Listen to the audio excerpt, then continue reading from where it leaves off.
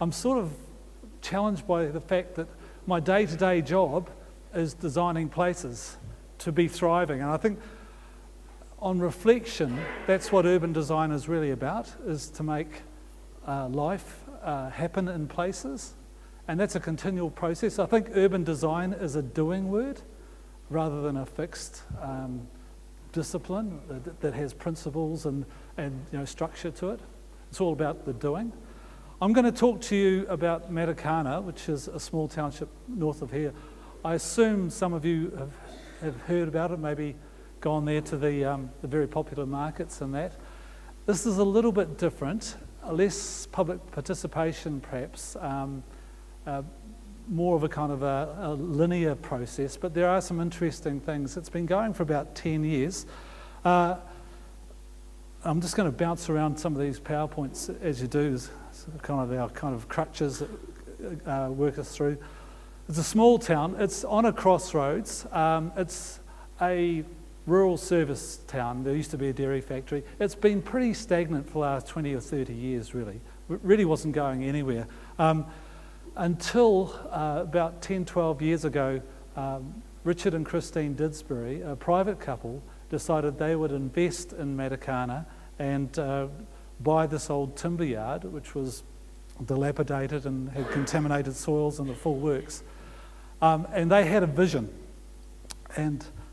but it was on the basis that this was anywhere. There really wasn't anything to Matakana at all. People would drive through it to the beaches. There were some vineyards around.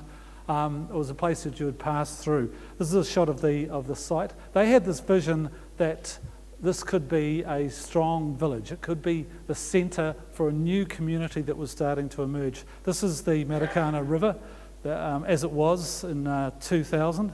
There's Richard and Christine in the foreground. And we've gone through that transformation. And it was kind of like a dictatorial process, I guess. And for a designer, we didn't have to go along to public meetings and that. We just took instruction. We went away, researched things, came back with options and developed the detail as you do. And it has been really successful. We started small with the farmers market.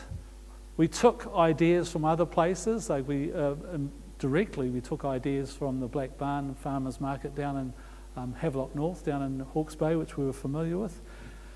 We put it down by the river. Then we created a walkway to get back up onto the main street, and we kind of celebrated that. We used recycled materials. It's pretty simple, really. But yeah, 5,000 people a Saturday morning go to the farmers market. The coffee maker, Lindsay, he sells 2,500 coffees of a Saturday morning. There's been something like 32 full-time jobs created. This is the lineup of people waiting to get money out of the ATM machine. It's quite a bizarre phenomena. How did this transformation happen, and why? And I've really scratched my head around this whole issue, because you go down there on a Saturday morning in particular, and there aren't any locals because it's too busy, because there's all these other people that are coming in there. And what I think we're really witnessing is the emergence of a new community that is formed about community of association. These people want to be there to commune with others, and it's recreational retail. This is the overflow from the original market that's gone around the corner and then kind of snaking back, because there's all these people who want to be part of it. And we've got some really interesting people there that are making, buffalo mozzarella hamburgers and mussel fritters and just wild stuff. It's changed from the original vision of having producer direct relationships with the consumer based on some sort of small agricultural, horticultural sort of enterprise, to something that's really just selling food and beverage. But it's working for those people. People keep coming back, and relationships are being formed, and there's a life to it. From our side, we've been involved in making that environment and making it an environment that kind of facilitates this coming together. And this is an example, just one example from the village. It's been really beneficial for the village because they've got a lot of resource and they've been able to put a lot of resource and ideas into there. But we've been able to add to it with local stories and texture to create something that is actually a place that's got some friction to it. Now, this is just an example, a very quick example. We had the cinema complex that was going next to a series of retail shops that were going to be abutting the main street. Originally, the architect had like a 2-metre width to get down to these undercroft shops. We put it out to 4.5 metres, and we really celebrated that whole transition down to the river. And we did some research. There was in the 1860s, there were 2 Scottish brothers that came out from Europe, and they were friends of Charles Darwin. They came out to create some wonderful nurseries that ran right into the early 20th century, and they used to line up their orchards with alamedas, which was a Spanish concept of canals. So we took that idea and translated it into a series of garden rooms, put seasonality into it, and recycled the water from the stream through the source rock and down through the brill. Created some friction to the place to stop people.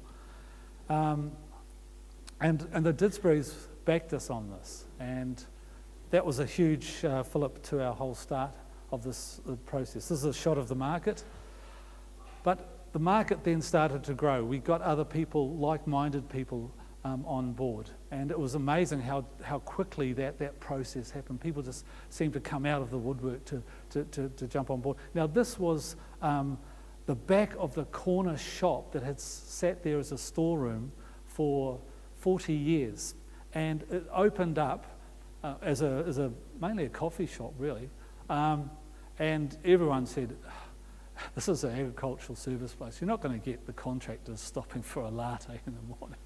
I tell you, first thing in the morning, the place is packed with the fencer, the shearer, the concrete drive maker. They're all in there, and they're talking and they're doing business.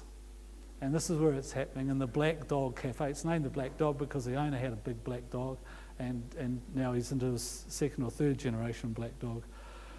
And networking, going out, say, we've got this concept, we'd like to come up and have a look and talk to some of these people. Now, these are really interesting operators, the guys from Nosh, and they're very active. They're sourcing material from all over the place. They're encouraging local produce, and they've put together a really good package here. This spills out of the store onto the street. There's action.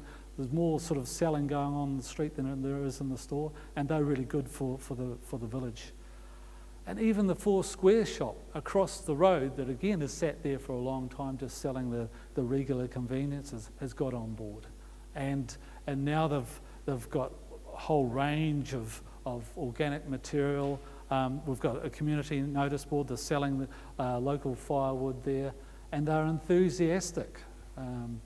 In fact, it's just changed ownership, and a young chap who's university educated, has worked in health and welfare, has brought the 4 Square shop, and has put a whole lot of new ideas and initiatives into place, and it's just really growing. It has to be the best 4 Square shop in the country. And behind this, we're starting to see people stacking up down the old service lanes. They're like kind of incubating away.